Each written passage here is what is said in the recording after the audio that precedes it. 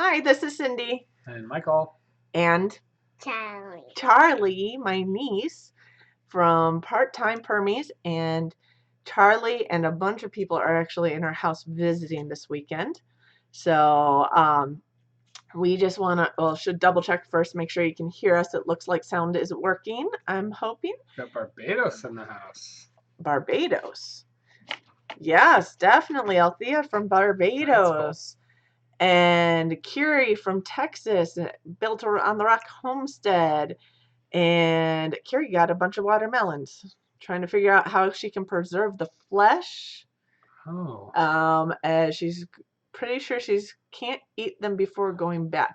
That's a lot. Yeah. It's hard. That's going to be interesting. We'll talk about that. Yep. So we have had a very busy day. Here comes Incense Shop. So do you want to say hi to everybody? Hi. Hi. For those of you guys who don't know, my niece Charlie has been in videos before, right? Mm-hmm. She helped me plant potatoes a year ago. She planted some seeds in little cups to take home a year ago. Do you remember that? Yeah. Yeah. And we even did a little bit of a live show from, I think, your place one time. So Noah's Ark, how's the baby? How's the baby? How's my belly? Good. Good. Is it getting big? Yeah. So good. We actually have a bunch of people here because today we had a baby shower. So it was a very busy day. How many people were here? 18. 18? I think there were probably like 50? 50 to, yeah, I think 50 or so people. In that range? Yeah. So Charlie's mom, my sister, helped organize the shower and did a great job. Your aunt also helped. We had help from a bunch of other people too. I helped. You helped? Did you help set up? Yeah, I helped. I helped dry the chairs. You helped dry the chairs because what happened this morning? It rained. Yeah, I got a little storm. And our party was outside. But did it rain during the party? No. No. Yep. And somebody's getting a little tired, has a thumb in the mouth. So we got very lucky because it stopped raining before the party and we had everybody outside for the party, eating lots of good food. Did you get any of the food? Did you get food? I ate a taco. You ate a taco. And some fruit salad. Oh, that sounds good too. And I think you had something else for dessert. A cupcake and some watermelon. And some watermelon. Yep. 2 cupcakes. 2 cupcakes. Yeah, the nieces and nephews got some extra desserts today. But it rained before the party. It got sunny during the party. It rained after the party. Do you remember? Maybe you can help tell what we did before the party. Do you remember what we did before the party? We went to the farm. We went to our friend's farm. So. And she was there too. See the nenes. Yeah. What did we see on the farm? The horse. The horse. Do you remember the horse's name? No. Wyatt. Wyatt the horse. What did you get to do with Wyatt? Pet him and feed him. Yeah, he got to eat right out of your hand, didn't he? Wyatt's a pretty calm horse. He is a very good horse. He likes to eat. Yeah, so we went there. It had just stopped raining. Our friends were going to come to our party. They lived a mile up the road, basically. So we got to go visit the farm. What else did we see on the farm? Do you remember? Some chickens. Some chickens. And some turkeys. And turkeys. And what was the baby that we got to pet? Do you remember the baby? Donkey. Oh, there was a donkey. 2 donkeys, right? There were 2 donkeys. And what about the little fuzzy baby? The duck.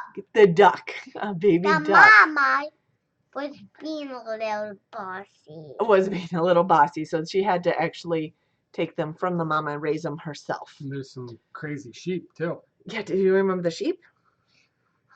And yeah. And what was Oh yeah. Did you get to pet the pig? No. You didn't pet the pig. I think Holly and Taylor did. It's a big round pig. Yeah. Yeah, So. I really wanted to pet the pig though. Oh, well, maybe next time. Yeah. Okay.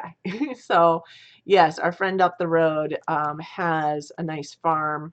Old, basically 1800s farmhouse and big, nice red barn. And someone's sleepy because she went and did lots today. Do you need to head to bed? Do you need to head to bed? No. No? Okay, you're going to fall asleep I here. still need the right now. Okay. Well, she was a lot of help. We actually did see one other thing on the farm. Not an animal, not something the kids were so interested in. But I'll show you guys. So this, What was that? do you remember what that was? What? Do you remember it growing out of a log? Do you know what that is? Is it a mushroom? How can it be a flat mushroom? That is one big mushroom. Is it alive? It is alive, but it's a mushroom.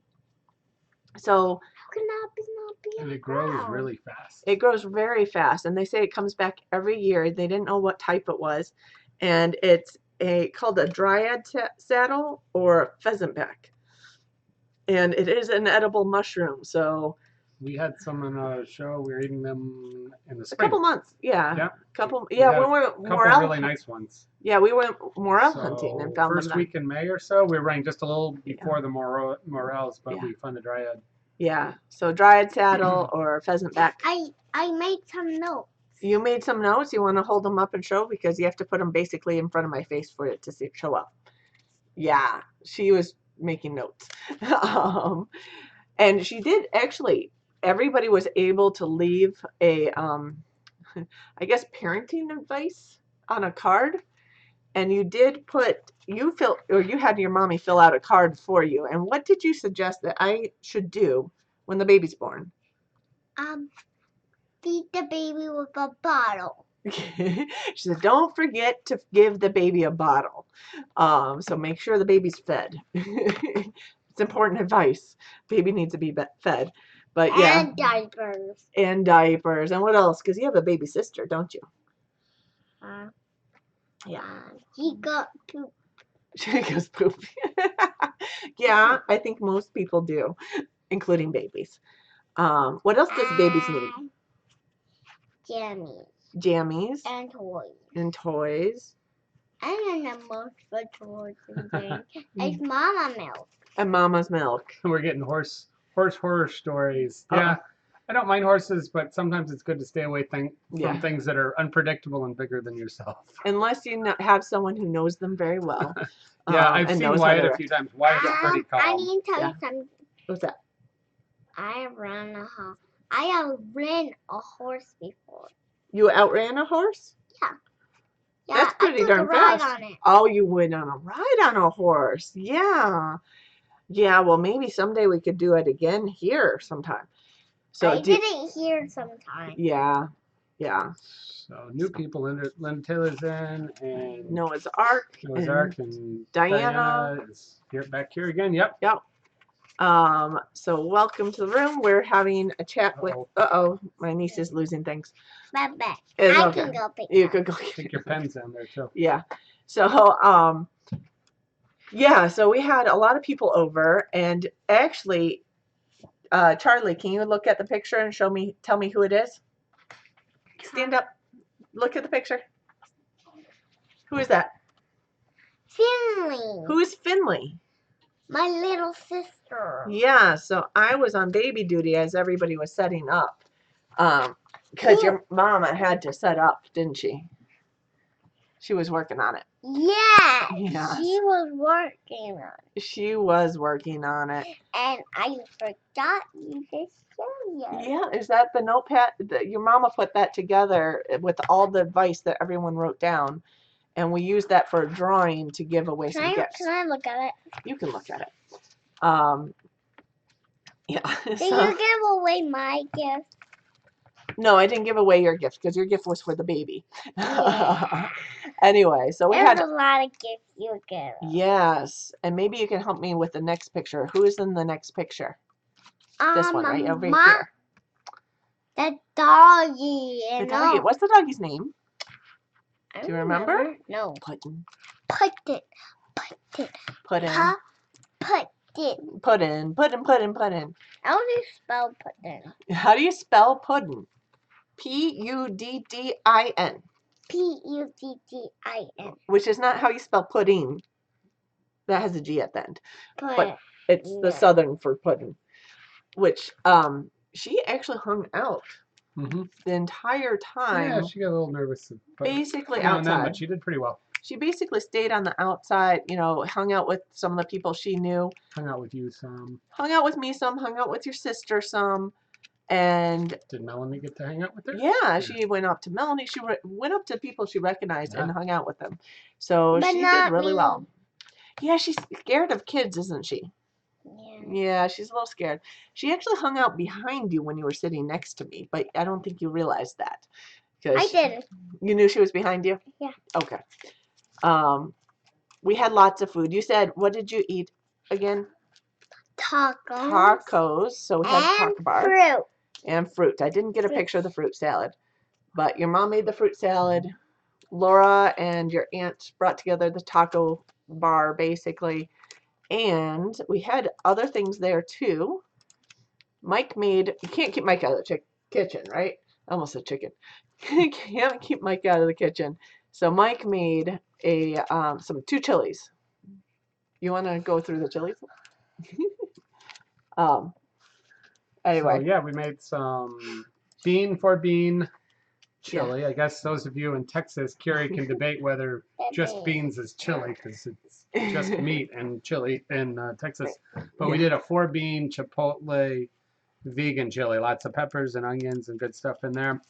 And have some friends that are soy-free and dairy-free and, you know, a variety of things. Don't like cilantro. And so we wanted to just make sure everybody had what they needed. Have to go to bed now. And then I took most of it and I added ground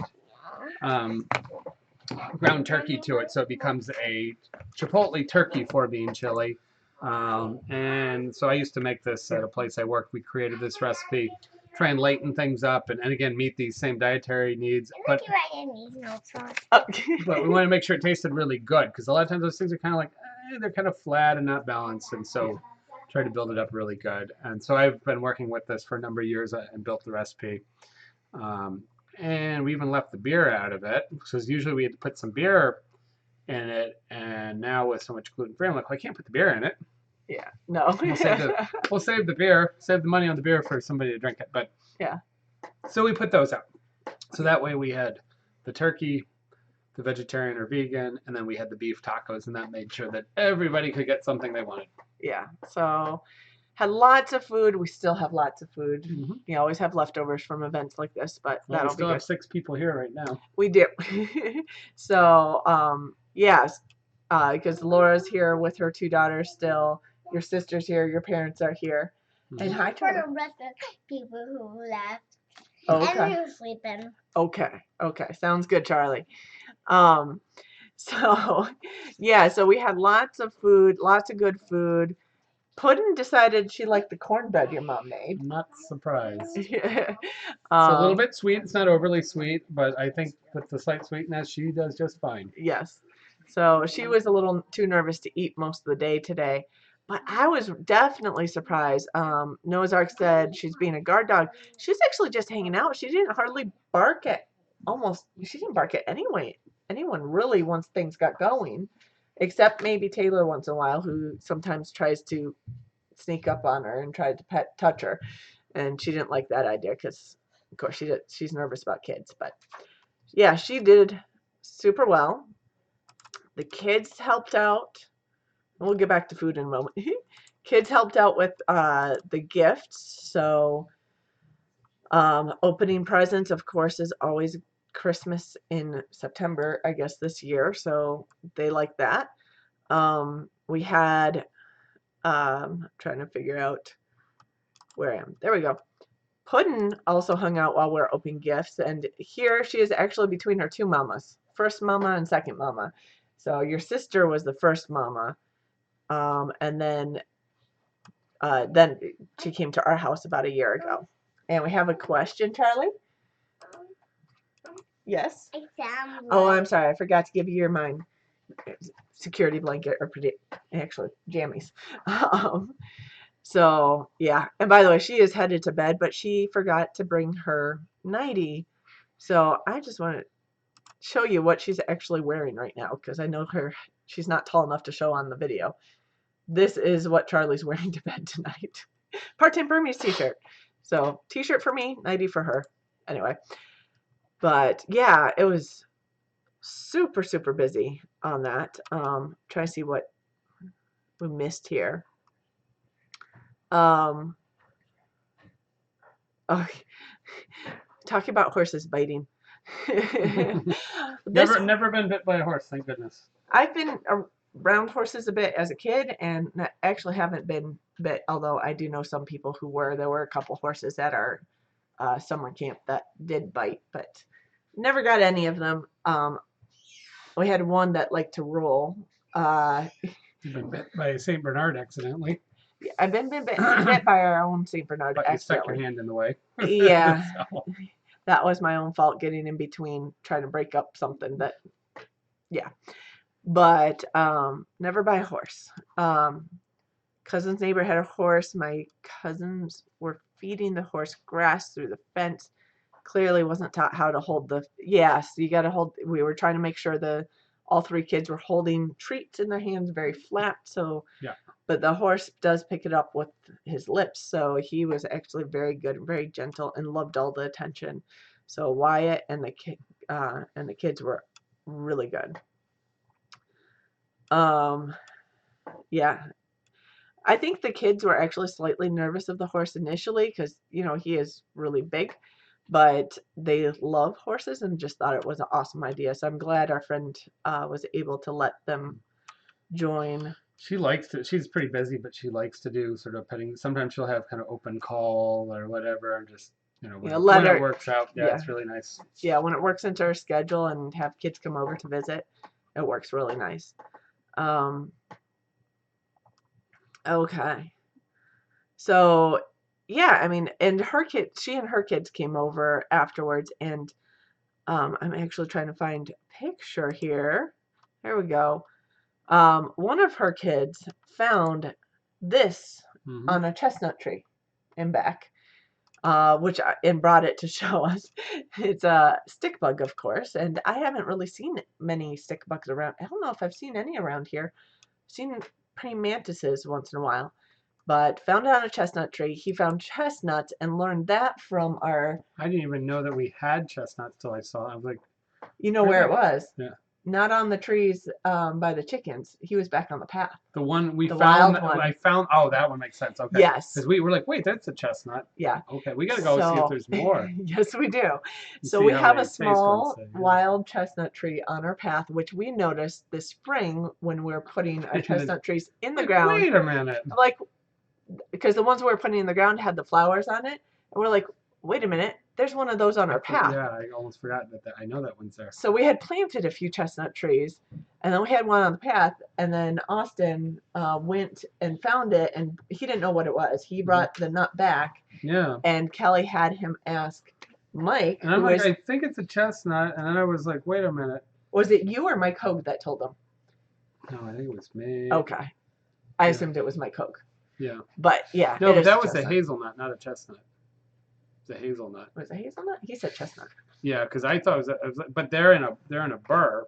That was a hazelnut. I'm Okay. like, wait a minute, that might be a hickory. No. Because I'm like, it's not a, and then. No, hickories don't have the burr on.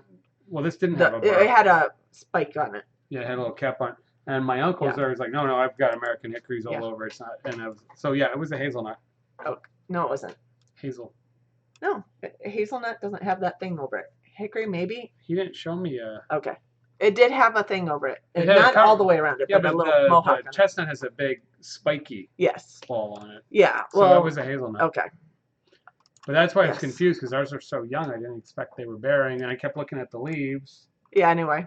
Yeah. So I think it's hazelnut. Okay. So we have So he, I think, found that on the path. Yeah. But we'll go. Yeah. We'll have to go look for that this week. Anyway, so we have nuts starting to. Well, we have the acorns starting to drop too. Yeah. Yeah. So the nuts are coming out. We'll have to be on the lookout for all those. Are you going to roast chestnuts? We do have chestnut trees, but they're young. So Yeah. we'll have to see what happens with those. We do have friends that have some really nice, big, they have Chinese and they have American chestnuts. Yeah. They'll sell them. A couple of years ago, they got a lot of worms, but they're generally fairly disease resistant, and that was very rare.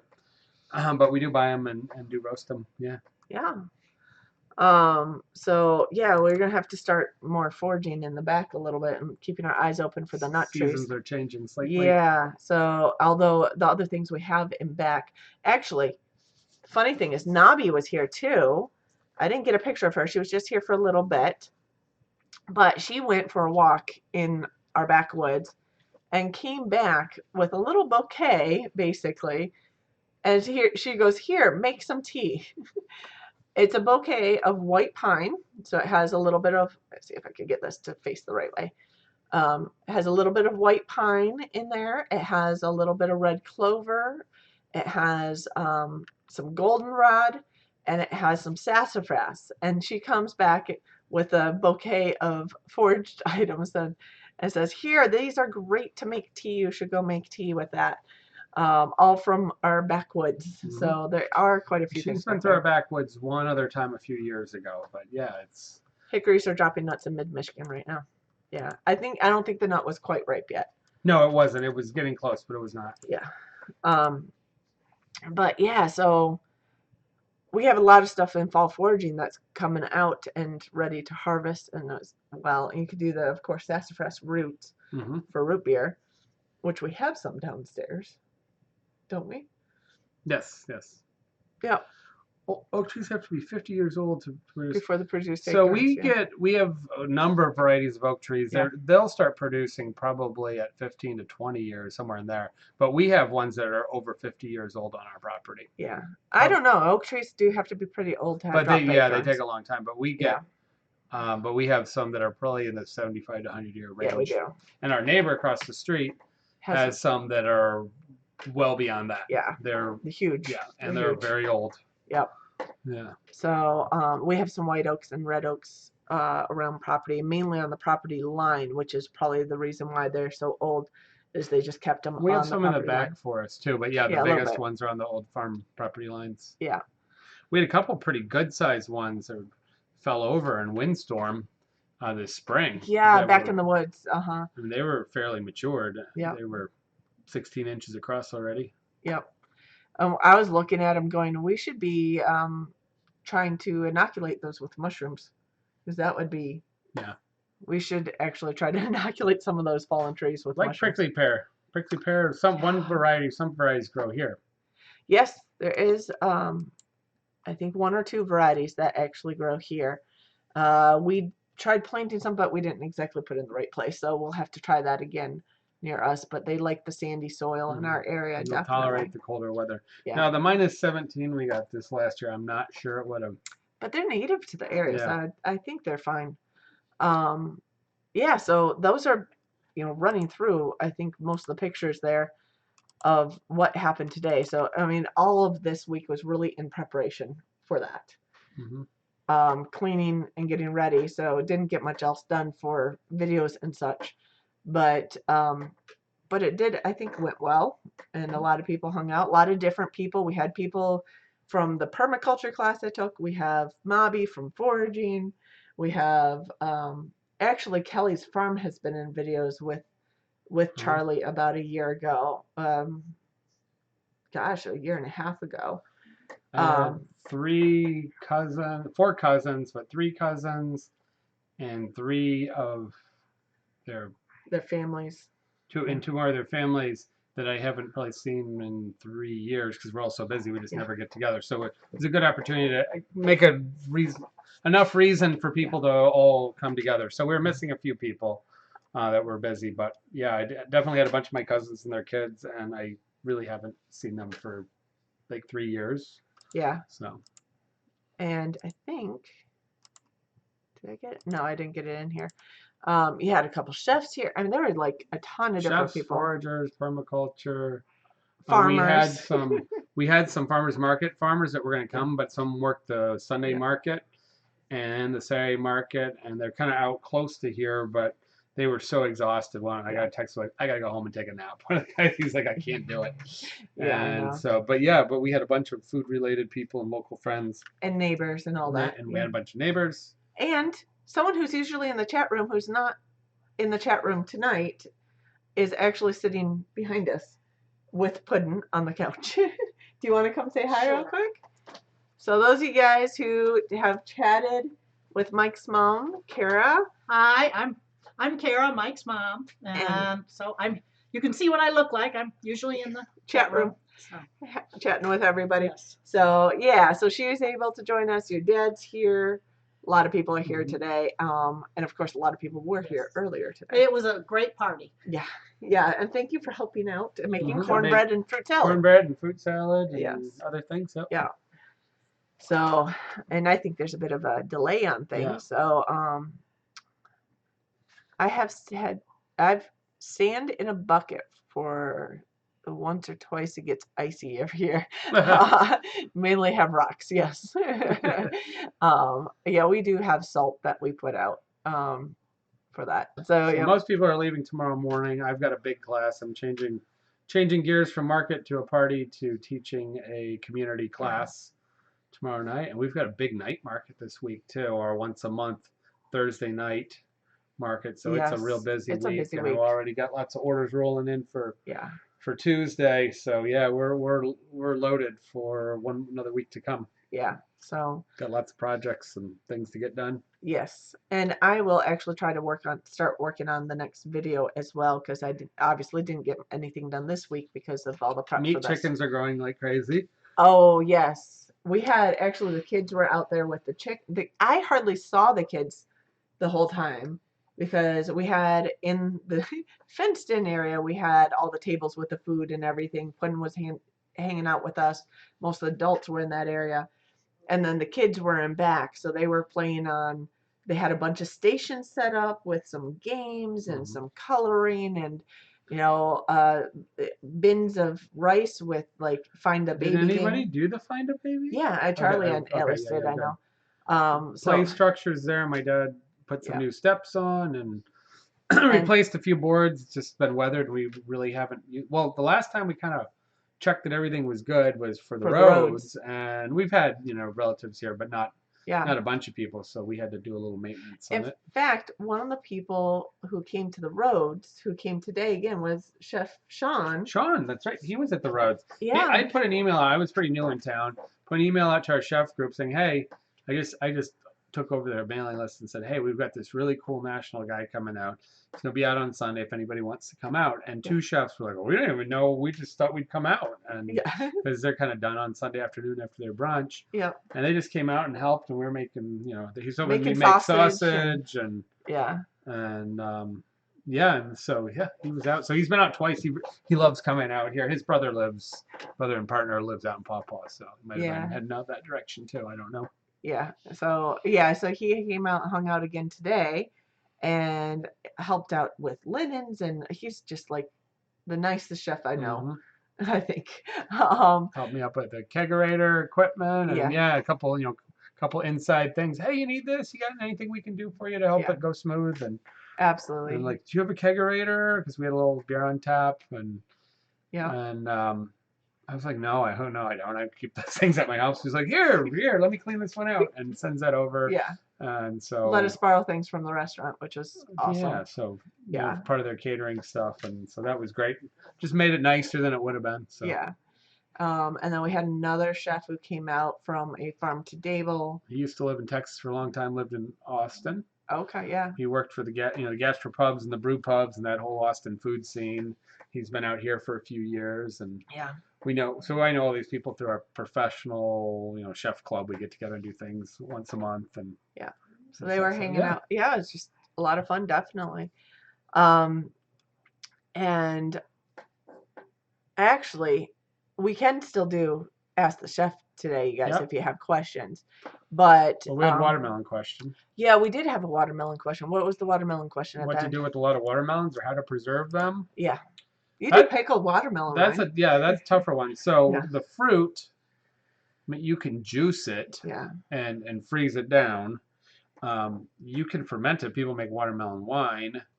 because it's got sugar in it. Mhm. So that's probably one of the best things to do with a large amount of it if that's something of Hi, Grandma interest. Karen. I think sometimes it comes out pretty good. I've never really done a lot of that. I mean, some people try to dehydrate watermelon, but man, you got to take a lot of water out. I don't think there's much left. I wouldn't.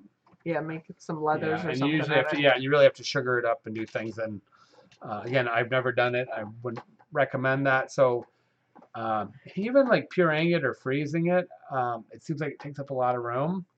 So it's kind of a tough one. You make anything dessert-wise out of it that you would hold, like an ice cream or anything like that? Well, you can make a sorbet. It's kind of Sorbet, a yeah. lighter flavor. I mean, you could juice it, and you could potentially use some of that juice. But I think we haven't really cooked with it much. I think you Yeah. lose a lot of the flavor. Can't really concentrate it. Now the rind, you can of course peel the outside heavy green, and then you can take the lighter green flesh, and you go through The pickled rinds. yeah, it basically, yeah, when you dehydrate it, unless you really mess with it, you're gonna get that big sticky mess Yeah. because there's 90% plus water and there's only a limited sugar. So Yeah. I've seen some funky watermelon things, but they're adding other stuff to it, and I don't think they're Yeah. yeah. But the pickled rinds, definitely. Pickled rinds are really good. I enjoy that. It takes a lot of work to Watermelon peel jam. them. Can you get enough? I've never had watermelon Really? jam. Do you have to add like apple juice or some fruit? You just pecked it and set it up. Yeah. Watermelon jam and yeah, and sometimes you put some of the pickled rinds in there. Yes, that Yeah. I've seen.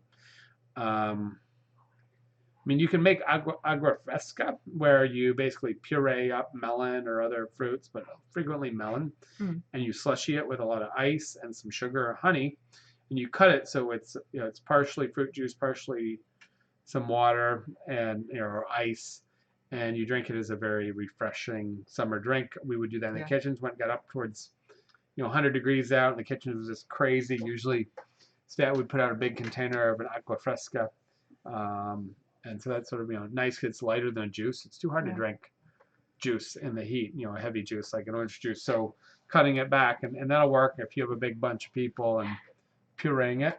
Yeah. You can do all kinds of savory salads where you're doing like watermelon and feta, and you can find or you can do. Some people lightly grill watermelon. What we mean by that is you basically touch it on the grill, quick, and give it a grill mark, and then people will serve it with things like kebabs or with lamb or some light summer summer grilled meats, and so that can be kind of trendy. Yes, and the jam is with pectin and sugar. Yeah. Okay. So yeah. But it's probably one of the harder things to work with due to the volume and the amount of water. Yeah. As far as preserving goes. And I'm sure there's other things. I have to look up. Well, watermelon. Oh no, that was walnut pickles and watermelon cake. Yeah, I don't know what they have in watermelon. Watermelon cake? I don't know. It has no watermelon in it. No. or they wetted it. I looked it up, but see what they did. That book that. The other thing with watermelon, you can eat a tremendous amount. There's so much water that I know people when I lived in Memphis, they would get half of a honeydew or a cantaloupe or a large chunk of a watermelon and just eat that whole thing for lunch because it's relatively low calorie. The sugar's up there a little bit, but it's not a big deal. So they have watermelon cake, pickles, and preserved in this historical. And they have that's walnuts. Yeah. Those like three caramel things. frosting with watermelon. That's walnut. I'm like that. That's walnut. Doesn't sound right. Preserved. How they preserve it? It's page 85. Yeah, Carrie's doing a search. I know. I was like, dude, not much. Yeah. This book is the crazy one that he searched everywhere for. Old recipes. So. Yeah. So who knows if I think that's people any just good? Eat so much of it and fresh. Yeah, it's more of a summer thing that people tend to eat fresh. Of course, people at parties and they either put wine or.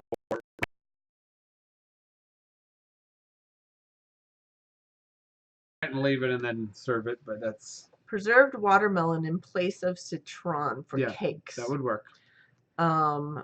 So the harder part of the watermelon next to the skin made into preserves with sugar equal weights. Cooking it down syrup rather than for common use causes it to granulate like citron, which is kept for sale. You chop it fine, and it makes an excellent substitute for that. Yeah, I could totally see that. The texture, it's not going to be as sour, Yeah. but that texture and you've candied it and you've cleared it and made it translucent. Yeah. It says calling the neighbors to help you eat about a dozen good-sized melons, and you have the outside enough for this experiment. So Well, that's a lot of. I mean, I that's a feel like lot of watermelon. when I do watermelon pickles and things for a restaurant, for like a chutney or pickle or different things, I'll do 1 or 2 watermelons, and that'll last for sometimes weeks in a restaurant, depending on what's going on. So I always feel like I have plenty of rind, but dozen is it's the That's a peel, it's the lot. peeling all the heavy green off of Because that I think, that's work. I think they're taking the inside. Yeah. They're going from the inside instead of from the outside on those. Yeah. And the watermelon cake, I'll look up 252. Let me find I it. assume that's one that looks like a watermelon, but maybe they're using some flesh as part of the binding. Don't know. Let me see if I can find it. But yeah, no, I haven't. I don't know what that one is. Watermelon cake, white sugar, 2 cups, butter, sweet milk, each 2/3 a cup, whites of 5 eggs, flours 3 cups, baking powder, which is 1 teaspoonful, and beat the eggs, put it together. Put the baking powder into the flour before sifting it and mix. And then number 2 is red sugar, kept by confectioners. Do you know red sugar? It's just colored. Okay, It's probably which is 1 cup. sanding sugar, probably, I'm guessing. It's I for mean, this is an old, 1884, but I'm guessing it's a crude form of a sanding sugar. butter, sweet milk, 2 cups, baking powder, teaspoonful, whites of 5 eggs. That's a lot of egg whites. Well, you need it's almost like That's a half pound of raisins. I think they're making it in the shape. yeah, and they're making a light, more of an angel foodie type cake because they're just using the whites. Yeah, that's what I figured out. That's coming. Yeah. What Yeah, they're making it in the shape and with flavor. Yeah, you can totally freeze it as a popsicle. You can make a sorbet. I think you might want to blend some more neutral apple or pear or something in it, just to give it a little more bulk. But usually puree the fruit. And the key on a sorbet is you need to check your sugar concentration, because freezing is partly determined by the amount of sugar, like when you use salt. So if you vary your sugar too much or too little, it'll get really hard and icy, or all the sugar will kind of come out of it and get granular. So you need to really watch the final concentration of your sugar, which means sometimes you have to Brix it or measure the light refractory on it. And then you're going to, and then you have to spin it in like an ice cream maker. If you want a little bit lighter, you want to make it like a sherbet, you can sometimes add a little bit of egg white or even a drop of cream or buttermilk. I think buttermilk would give it a nice little sour bit, and you might want to pair it with something else like watermelon and I don't know. I think I might even do pears, but I think So you could do sorbet or something. yeah, but you could definitely build a sorbet. You can build a sorbet with anything if you got the right sugar content, and then you spin it. But I think something that had sort of that prevailing watermelon essence, some of the earthiness of like a pear and a skinned pear, and then I can say a touch of buttermilk for that kind of sweet tart, and maybe a little pinch of salt, just to balance it. Would probably make a pretty decent little scoop in the summertime when it's hot. Just because I've seen a lot of other things that have a touch of buttermilk that do that. Sounds good. We'll have to try it sometime. We have to get our. I got a yellow watermelon downstairs. We had a big red watermelon that was really sweet today. Still have a little bit of that left. Yeah. So the kids were eating that up too. Man, they were going for watermelon cupcakes, and the watermelon was really good. Yeah. So that came off the Bonamigo, and we bought that yesterday at the market. Yeah. We bought some really good cider. Cider's just beginning to show up right now, and of course the good varieties in cider, apples and stuff aren't really there, and the blend just isn't good. So the people I really like that tend to win our local cider competition, they pack a bunch away in freezers, and So it's I last asked year's. him, do you have, yeah, so it was last year's, but it means that they've, that's the good stuff. So I said, do you have cider yet? I'm hoping you have some. They're like, oh, not yet. Give us a couple weeks. He's like, yeah, but we got some. I said, you don't have any frozen left anymore. They go, well, somebody hasn't left for market yet. I'll let them know, and they'll go grab. And so they went and grabbed two and got them to market. Yeah. And I was like, thank you, because they just do a really good job. Yeah. So yeah. Yep. So we had some cider, and we had kind of that summer to fall transition. Okay. Yeah. I just got a warning that we're getting some buffering, so I do apologize if that's happening right now. It doesn't seem to be showing up on our end. It was just a warning saying it's happening. So we'll keep going, and hopefully it doesn't cut out. But that is not actually our connection issue. It sounds like a YouTube issue. That's interesting. Yeah. What else? Any other cooking questions? Anybody eat anything good, or we can try? What else did we have? Well, we had some local adult drinks there too, but we had local wines, amazing cider, hard cider, as well as regular cider, and we had a local beer from Bell's, which is in our area. So yeah, so we did provide. We don't have a real heavy drinking group, but provided some nice stuff, and for people that want to have a cool beverage in the kind of humid day. I was able to have the regular cider. She told us what type of beer to get, and we're like, well, what? You're not even drinking it, but we got it anyways. Yeah. And it's slightly out of season, but I finagled the end of the season. Finagled a little bit. Yeah. So. Yeah, from one of the chefs. One of the managers, he's like, I got a keg in back, and we just had a little quarter barrel to. Yeah. So. Froze for a second. That's all. Okay, that's good to know. So, Second Half Homestead says, just made buttermilk bread for the first time. Like a white bread with buttermilk? Had to restrain myself from adding oatmeal. That would be good. And flaxseed, etc. Tried to follow the recipe. I have a weird thing. So, flax seeds are sort of that superfood. If you grind flaxseed flour, and you're looking for the good oils and the nutritional content, if you grind it, and you grind it cold and careful, you need to do it fresh and eat it to get the nutrients out of it. But if you grind it and cook it, it kills the nutrients. But if you cook it whole, which you'd see in all the multigrain breads, and it looks the little seed, unless somehow it gets cut open, or you happen to be lucky enough to chew it and break it open, because most of the time just slip through, it basically passes through your stomach without removing the nutrients. So it's kind of a catch on. That's why a lot of people like to blend flaxseed into smoothies. Yeah. It's also got a lot of lecithin, so it's a good emulsifier, and it can be a partial egg replacer. But for those, is it gonna work? Are we back? Maybe. Are we back? This is the question. A little delay getting back on, but we got green light.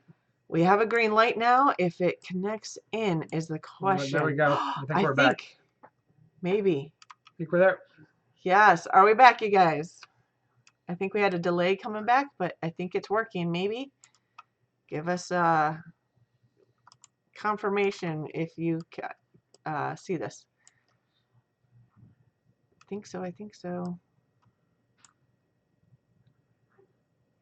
Is it working, you guys? Yes. Okay. So in just there we go. Don't know what happened. We did have some storms pass through here, but something with our internet lines. That was actually, I think, software related, because the internet was still up for some reason, and our web page held, which I didn't realize I could shut down the software program, restart it, and cut it back in it. That was a whole experiment. So thank you guys for sticking around on that. But yeah, oh my goodness, we've had some YouTube issues sometimes, some it's been weird, software issues sometimes, but yeah. So what were we talking about? We're in the middle of saying something. Talking about what we were cooked this week, maybe. No, it was we had some homemade sauce. You didn't show that picture, did you? No, I didn't get the homemade sausage. Did you have that on the loop? Nope, I didn't. You had it up. Okay. No, I didn't have it this. Yeah, we made homemade sausage last Friday. We had it last down week. most of it, and we had pictures last week. Okay, and we actually ate a little bit this week. Yeah, so we actually had some. My parents with dinner the other night. So cooked some sirloin steak last night because we had a whole bunch of people for dinner. Yeah. So grilled little sirloin steak and had some flaxseed. That's what we're talking about. Flaxseed, yeah, we were kind of finishing up on flaxseed. Flaxseed's a great item to work with. It makes for a decent tasting multigrain bread. Yeah, good taste, nice textures and different things, and good emulsification properties. But if you're using it primarily as a nutritional supplement, you need to be very careful on what form and applying heat and getting it accessible by cracking it.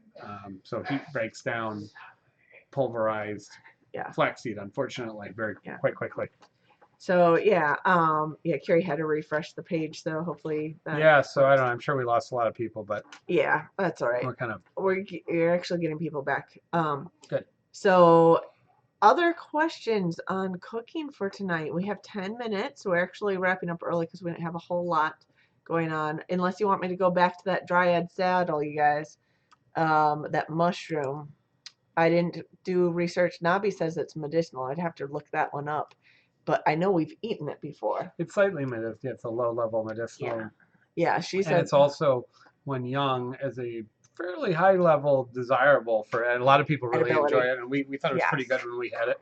So it does have a really unique look. So let me pull up that picture again. This one obviously has some leaves sitting on it. It looks almost like a old tractor seat. In fact, sometimes they're almost that big. Yes, and they always grow off wood. It's got like this feathered kind of look on it, which is sometimes why it's called pheasant back. The inner darker part you don't want to eat food-wise, but Nabi was suggesting drying that inner part and using it in tea. Okay. And then we've eaten the outer softer parts before, and this one I felt it is actually really new and soft. Yeah. So it grew very quickly. Yeah, they go super fast. We've gotten a little bit of rain, then we got some more rain this week. Yes. Navi's like, they usually grow this fast in a couple days. You need to pick them within about 2 days, maybe 3 days of that outgrowth. And I believe it is a polypore. So if you look on the underside of it, you'll see the pores, no gills. But really, I mean, that's a hard one to misidentify if you notice that feathering look on the actual shelf itself. So kind of a cool mushroom, pretty easy to identify for beginners if you double check yourself a few times. And edible. What did we do with it last time? I think we used it for 2 things. I think some of it went into some soup or ramen, and the others got sauteed. I want to say some went into a hash or some kind type of like of use vegetable like blend. a chicken in the saute. saute. And it's got some. It can get a little dry or a little mealy and crumbly, like a chicken can if it's sort of transitioning. So yeah, I would use it very similar to a chicken. Some people I think they tend to cook it down quite a while. When they were either cooking it down for a while to let it break down, or they cook it really fast. Kind of one of the two. So you can get plenty of information, but yeah, I would in general treat it similar to a chicken mushroom. Yeah, like a chicken in the woods. Yep. Yeah, pretty much. I think that we basically did that with the saute last time. It was good. I will say I like that one. It was nice. Learn Your Land has a good video on the dryad saddle. A lot of people actually call it because it starts coming out in the spring, right around the time of morels, and they'll call it a Morels Hunters consolation prize. Which is what we were doing. Yeah, we were looking for morels when we found we were ours. about a week early.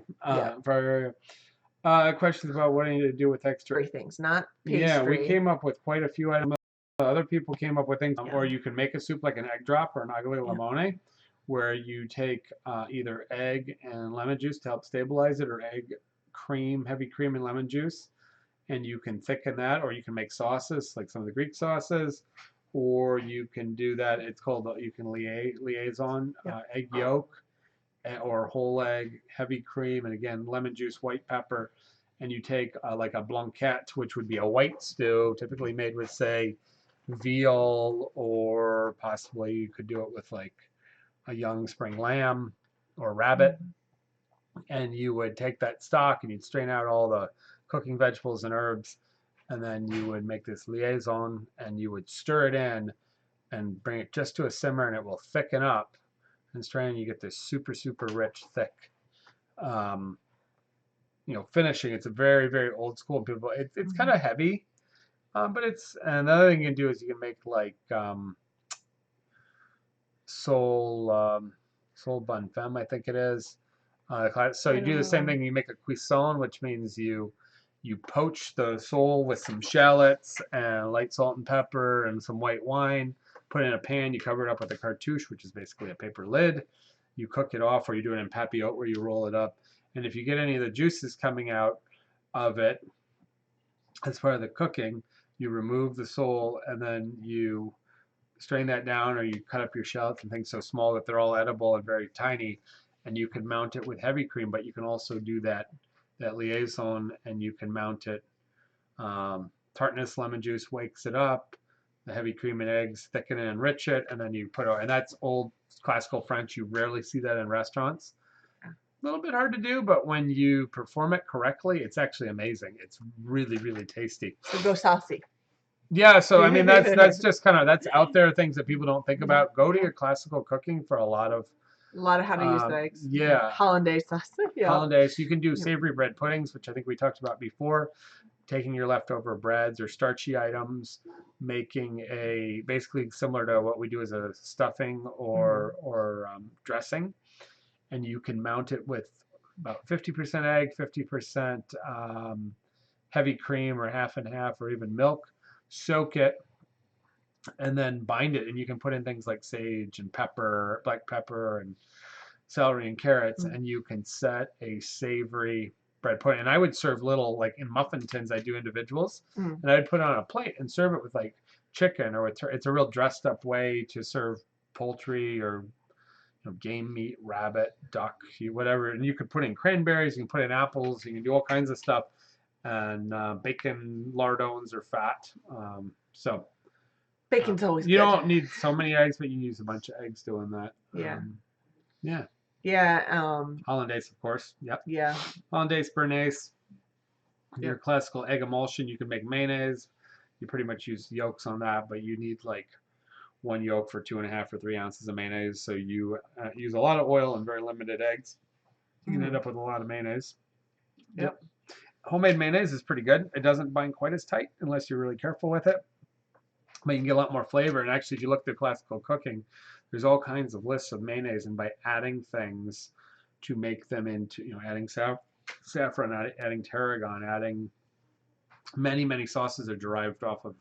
And the thing that we were talking about, people are always like, oh, it's dairy. No, there is no dairy. It's egg, which is not dairy. It comes from a chicken, and it's oil, and it emulsifies, and it's creamy, and then you can do cool things like you can bread your chicken with mayonnaise, which is European thing, and keeps it really moist when you bread any, smear it in a whole lot of mayonnaise and then bread it. And so there's actually a lot of uses from it, and you can make your dressings, your creamy dressings and buttermilk dressings and things by a combination of mayonnaise for your thicker, American style stuff. You can also take an egg if you make your basic vinaigrette, so a blender vinaigrette, and you take 1 egg yolk for say a quart, almost a half, like 1 egg yolk for a quart, and you turn it on medium heat after it's all blended up. You got a nice vinaigrette you like. You throw that 1 egg yolk in, it'll immediately turn it translucent and give you a creamy style dressing without being nearly as heavy as say a ranch full dairy, basically a dairy item.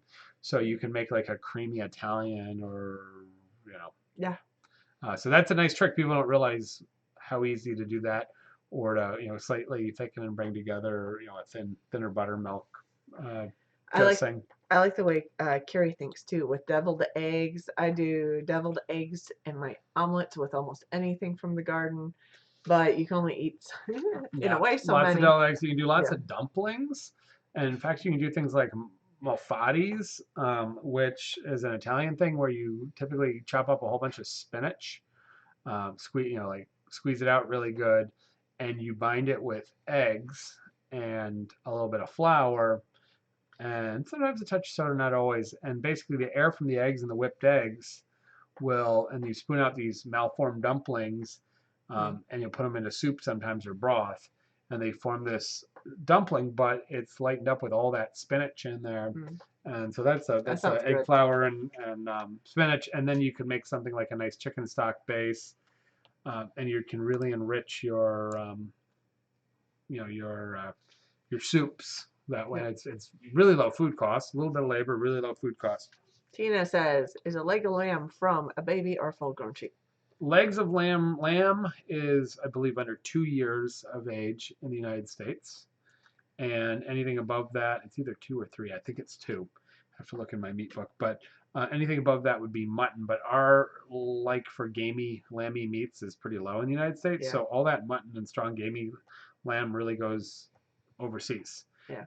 So you could have a spring-fed baby lamb like around Easter. They sell in the Italian shops and stuff. These really, really young ones, they could be a few weeks or a few months. I mean, they're really, really young. But most of your lamb is probably about 6 months to 2 years. Your big Colorado chops are like this. Mhm. Are probably some of the most flavorful and really, really expensive. They're approaching 2 years. Yep. Year and a half. And then your little Australian and New Zealand, your little really mild, just, I mean, you almost don't taste the grass or any lamminess.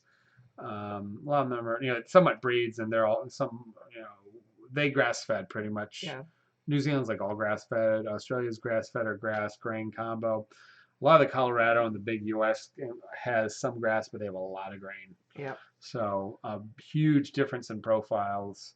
But I would say a leg of lamb that you're roasting due to size, toughness, and strength of flavor, and those, you know, those lymph nodes in the middle can get really strong. You're looking at something that's probably in the year-ish range. Get something really nice. Yeah. Second half home says that, You can do mutton though, but yeah, that's true. that's kind of a more English and European, and the love for that stronger, gamey, heavy herbs and roasting a mutton. But you just don't find that here. Second half home says that need to get the courage to make your own pasta. We have a pasta demo that was live. It's unedited from the Hootenanny about a month and a half ago.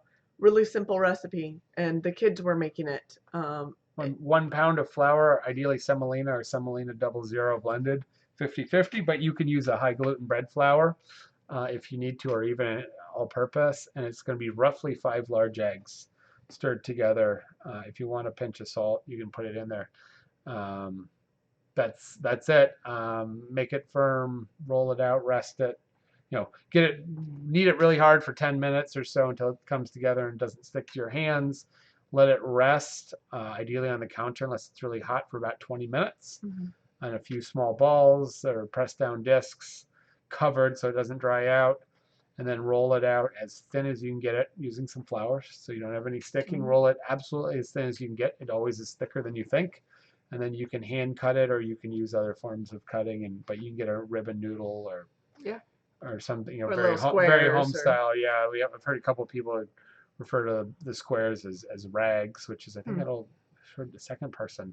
Yeah. So they'd make, you know, chicken and rags, or Yeah. like old rags. Yeah. So, but I heard one person talk about it in the U.S. and then I heard somebody had stronger European say refer to it, so it must be somewhat regional to Italy.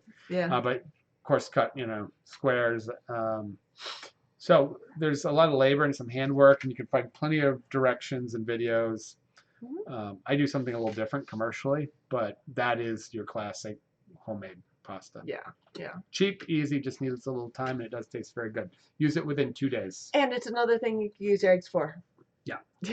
Yeah, you can go through 5 whole eggs. Some people vary it and they'll do like 3 yolks. Yeah. And 3 or 4 yolks and 2 whole, or 5 yolks and 2 whole eggs. Also, if you're doing raviolis or doing some things, you want to have it richer, so you may push more yolks in it. Or you can use your duck eggs to make duck egg pasta. Duck egg pasta is a delicacy, or duck egg pasta or ravioli. Or here, this is an amazing thing. You make pasta, roll it really thin. You carefully lock in a whole egg into the dough. So you take like a little ring mold or cup, let it set in there, and you put a sheet over and you lock it in really good. And you boil it really fast. And that was say 2 minutes or so that it's cooking. It's enough time to time it to cook the egg yolk. And you're just putting the yolk in there, by the way. Cook the yolk on a thin ravioli. You put it on the plate and get it out there quick. And you put a little shaved cheese and good olive oil and cracked pepper, or maybe a drop of truffle or truffle shaving.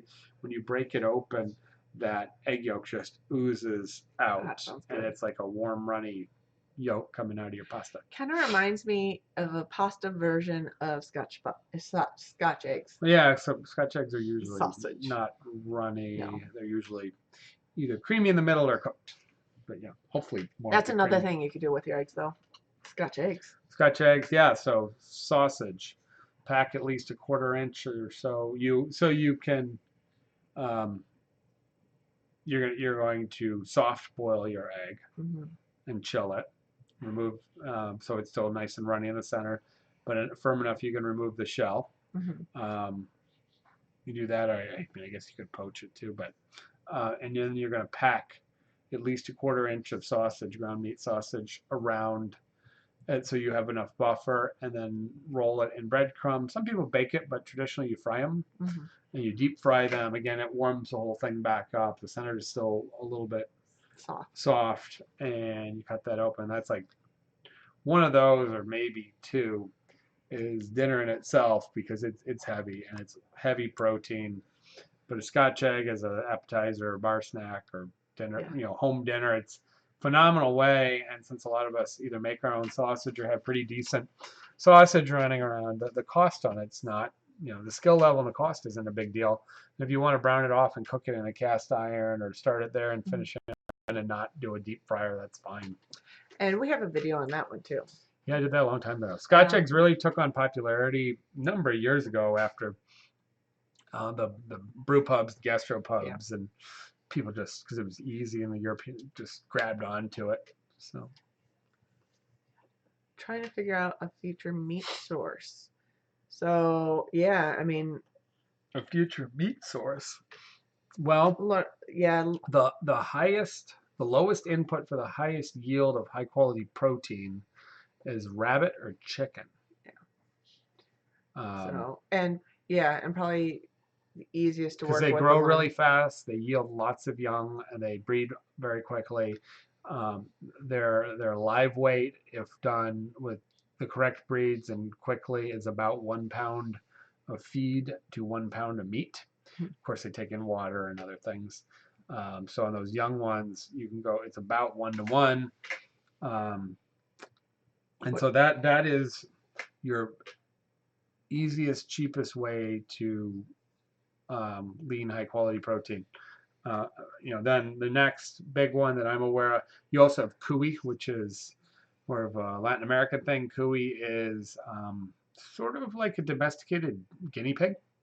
You have pigeon or squab. Yep. Quail. Quail. Quail are small, but they do reproduce quickly. You have some things that are more forage and scrounging, like guinea fowl.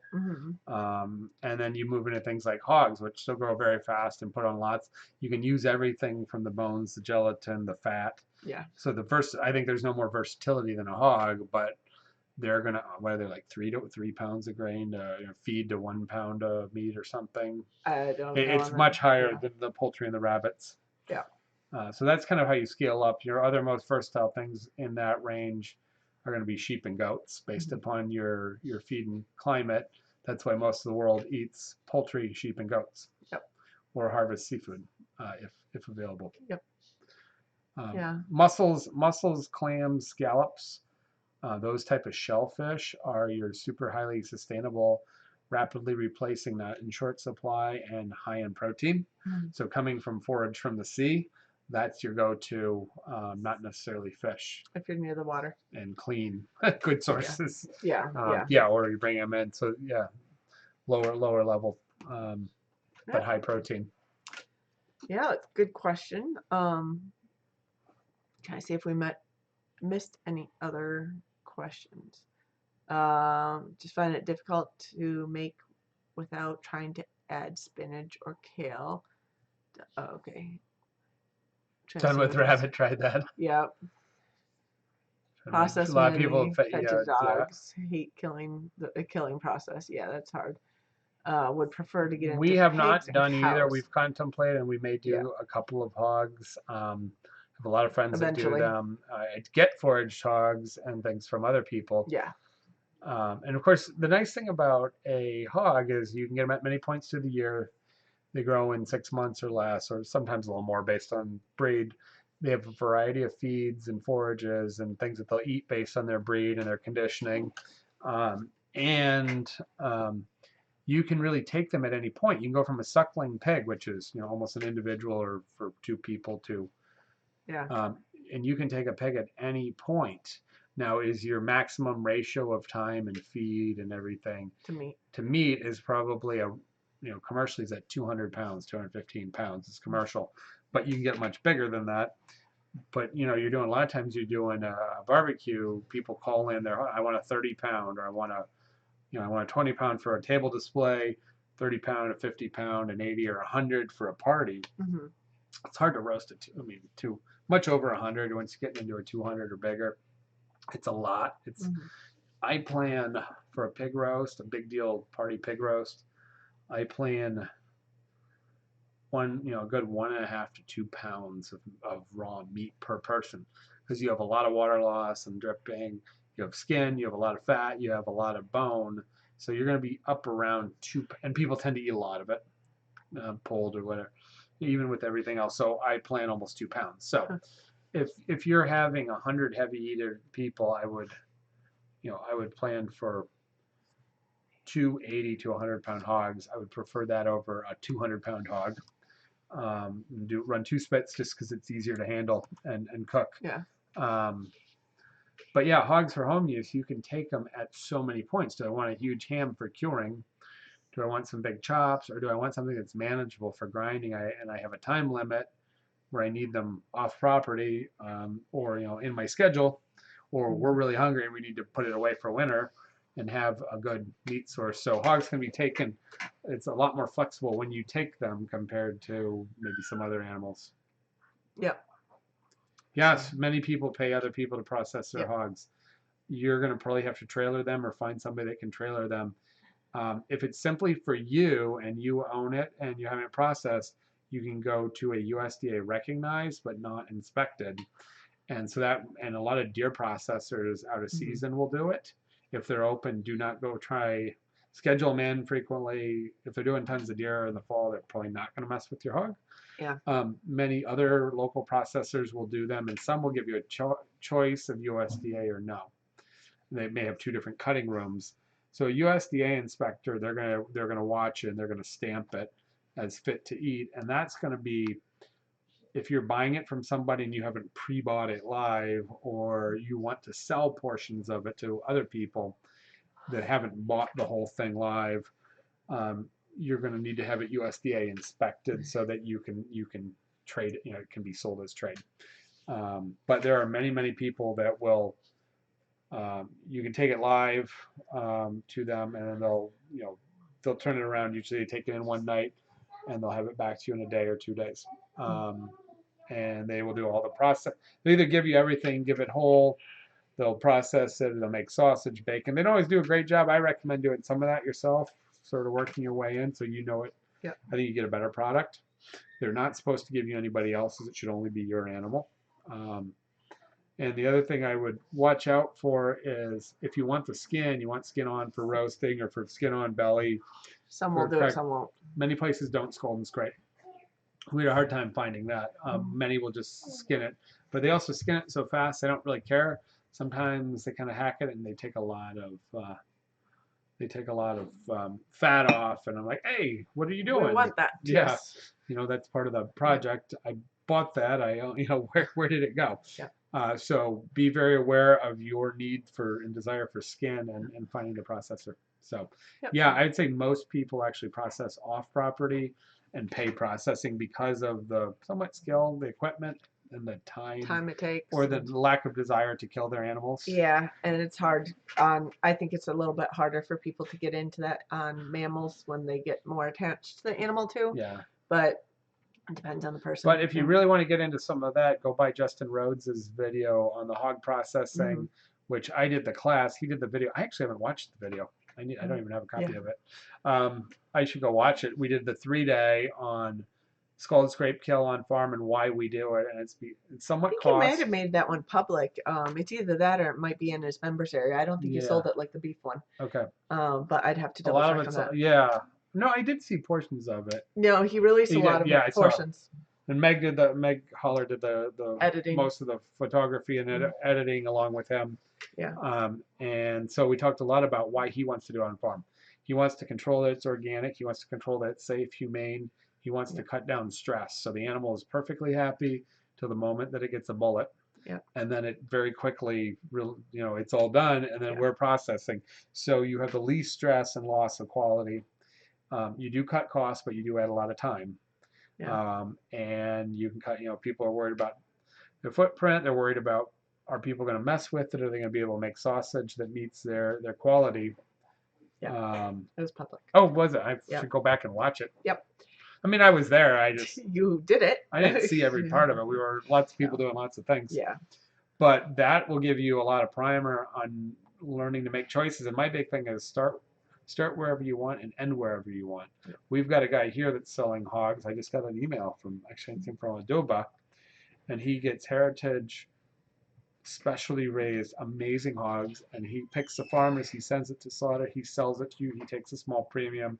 He'll deliver it to you, but you're getting, it's as if you grow. And he does some beef. They do sides and quarters on the beef. Maybe they're doing beef right now, but Yeah. I got a hog from them for our first one when we were back here because I didn't know anybody, and it was very, very good. So you can come in and out of getting product, getting partial pieces, or large pieces. You could process. You can do your cuts. You can do your sausage. Wherever you want to be part of it. There's probably a way to figure it out, and I do think beef is big. It's heavy work. It's physically hard and exhausting, even for somebody that works in a kitchen. I'm always sore and tired after doing beef. Yeah. You also remove lots and lots of virtually unusable fat, except for tallow. Bones make good stock, but you need a huge pot, and unless you're in a restaurant setting, it's less usable. So you're buying a lot. It's very, very expensive. You're talking like $600 plus for a quarter of really fine grass-fed beef. So, and we will be getting a book on the pork out. Yeah, we will, and we have a 90-page on all kinds of stuff. We just need to inject some pictures to it. So start with pork. Thanks, Carrie. Beef is just actually maybe disappointing. The prime beef, the steak cuts are good. You end up with a lot of ground beef. Ground beef is less usable than pork.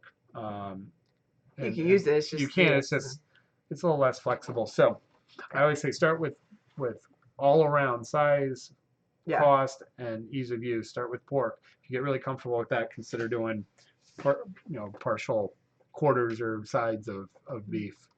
So yeah. And it is getting late here, 7:15 in Arizona. Yeah, we're on the East Coast. Well, we're Eastern time zone. Yeah. The western part of the Eastern time zone, but yes. Yep. So we should wrap it up because I do have to work in the morning. I got a busy day. I got a big class to teach at night. You have a class. We've had a busy day today, so I am about to fall asleep sitting here.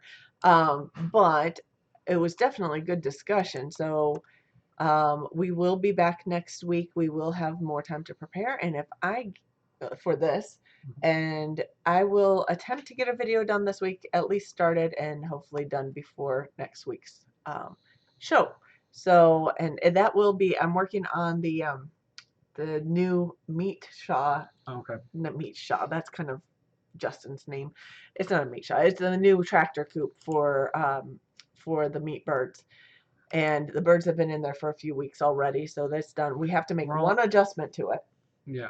We found. But otherwise it's working well. One little minor adjustment, and otherwise it's working really well. So I'll probably try to get that adjustment in there sometime this week, but I will start editing it, and hopefully before next weekend we'll get another video out. So thank you guys for joining us. Lots of good questions tonight. We pretty much winged it on that one, so that was good. And we'll see you next week at 9 p.m. Eastern Standard Time. And Pudding is asleep and snoring. Pudding is asleep and Finally. snoring. But talk to you guys later. Bye. Good night.